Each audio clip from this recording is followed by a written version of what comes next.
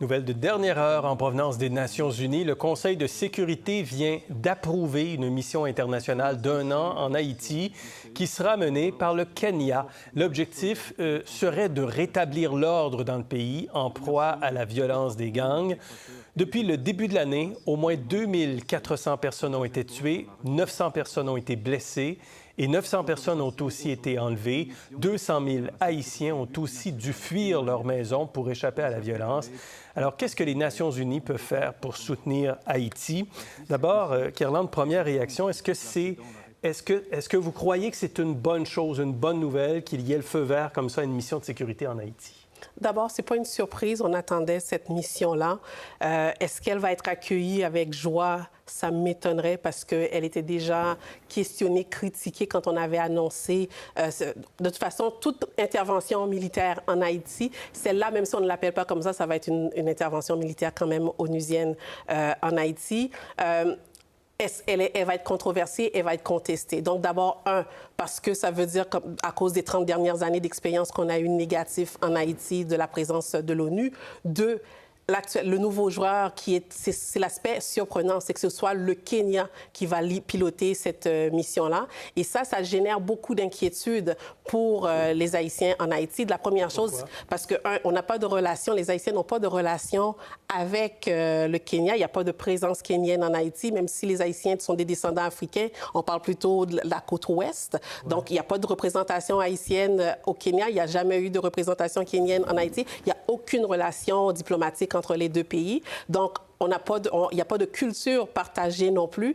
La langue n'est pas, on ne parle pas la même langue, les mêmes langues, pardon. Et ce qui inquiète davantage aussi, c'est le fait que actuellement, au Kenya même, il y a des difficultés. La police kenyenne et l'armée kenyenne sont poursuivis pour des crimes contre l'humanité à l'intérieur même du pays. Donc, les gens s'inquiètent dans une situation comme celle d'Haïti d'avoir un joueur, un leader qui n'a pas encore suggéré sa propre maison. Donc, c'est le sentiment qui règne. L'autre chose aussi, c'est que c'est un appui clair à Ariel Henry, qui est un premier ministre illégitime et que souvent les gens associent comme étant un leader, un chef de gang armé en Haïti. Donc, ça vient juste... Puis l'autre chose que j'aimerais ajouter, par rapport au Canada, c'est une occasion ratée parce que le Canada était venu, il se présentait comme le leader, on va trouver une solution puis on va accompagner les Haïtiens. C'est pas une solution qu'appuie le Canada aujourd'hui? Je pense pas que le Canada, je pense qu'il l'appuie, mais c'est pas la meilleure des solutions. Mais ce que je veux dire, c'est que s'il y a un pays qui avait une crédibilité puis une mesure de sympathie dans tout ça, c'était le Canada. La mission aujourd'hui, donc, c'est 1 an. C'est une force internationale de soutien à la police haïtienne qui est vraiment dépassée par les violences des gangs présentement. On dit que c'est une mission non onusienne, encadrée par un pays cadre ici, donc le Kenya, et qui est là pour apporter un soutien opérationnel à la police dans sa lutte contre les gangs, aider à la sécurisation des écoles, des ports, des hôpitaux, des aéroports, améliorer les conditions de sécurité au sens large en Haïti et permettre l'organisation d'élections aussi, parce qu'il n'y a pas eu de scrutin depuis 2016. On se demande, Maxime puis ensuite Rodolphe, comment on intervient sans que ce soit de l'ingérence? Parce que là, oui, il y a la violence en Haïti, mais ça reste un pays souverain. C'est complexe quand même comme opération. Oui, puis les dernières interventions n'ont pas eu de succès. Ce qui est difficile, c'est qu'il y a assez peu d'exemples de pays dans le monde où la solution est venue de l'extérieur, est venue de l'aide internationale ou d'une intervention armée. Si, à l'intérieur du pays, il n'y a pas un certain consensus national, il n'y a pas un mouvement assez fort qui dit « voici les solutions qu'on doit mettre en place pour consolider la démocratie, pour apporter la sécurité », ça ne viendra pas de l'extérieur. Les chances de réussite dans un contexte comme celui-là sont assez minces. Puis moi, une des choses qui m'inquiète, c'est le 1 an. Parce qu'au bout d'1 an, je ne sais pas s'il y a beaucoup de choses qui vont avoir changé. On peut apporter un peu de sécurité. C'est rapide quand même. Ça mais va c'est être renouvelable. passé, au bout de 9 mois, ils vont rediscuter peut-être de renouveler davantage. Rodolphe?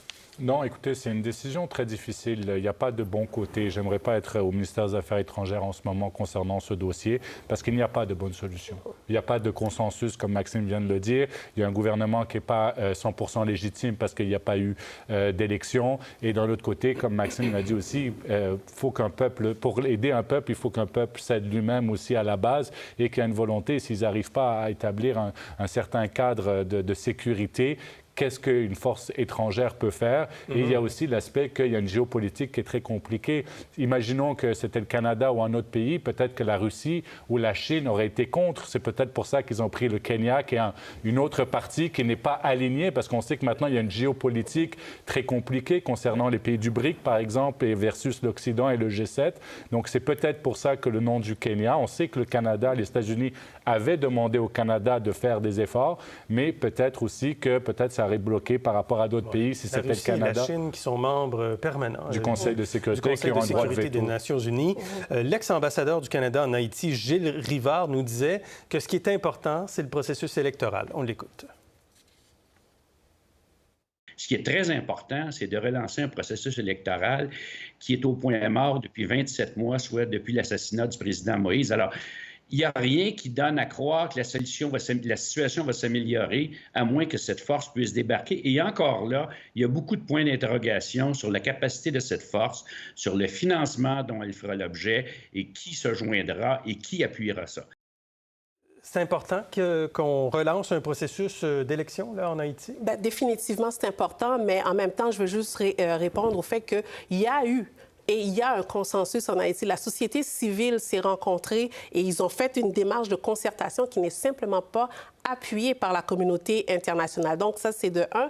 Clairement, il y a eu un processus qui a été proposé également par la société civile pour arriver à ces élections-là, qui n'a pas été prise en compte, mais qui était une démarche où est-ce qu'il y avait une réelle concertation des joueurs, des acteurs, des principaux acteurs dans le pays. L'autre chose, clairement, on veut une élection en Haïti. Par contre, la dernière élection qu'on a eue, qui nous a donné Michel Martelly, a été une élection truquée, qui a été une élection truquée par la communauté internationale. Et vous allez avoir les anciens premiers ministres de la France, du Chili, qui vont en témoigner parce qu'ils étaient présents. Oui. Et voilà.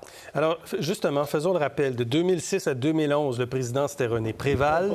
C'est lui qui était là au moment du tremblement de terre le 12 janvier 2010. Martelly, 2011 à 2016, comme président du pays. 2016-2017, Joslerme Privert. 2017 à 2021, Jovenel Moïse, qui a été assassiné le 7 juillet 2021. Et c'est Ariel Henry, maintenant, qui dirige le pays depuis ce temps-là. Donc, voilà pour ce développement. Premier ministre important. et non président. Bon, premier ministre. Premier ministre et non président. Vous le savez. Merci, Carlande. Particulièrement Carlande sur ce sujet-là, parce que vous avez été volubile. Merci, Rodolphe. Merci. Pour voir nos émissions en entier, rendez-vous sur la chaîne ICI RDI.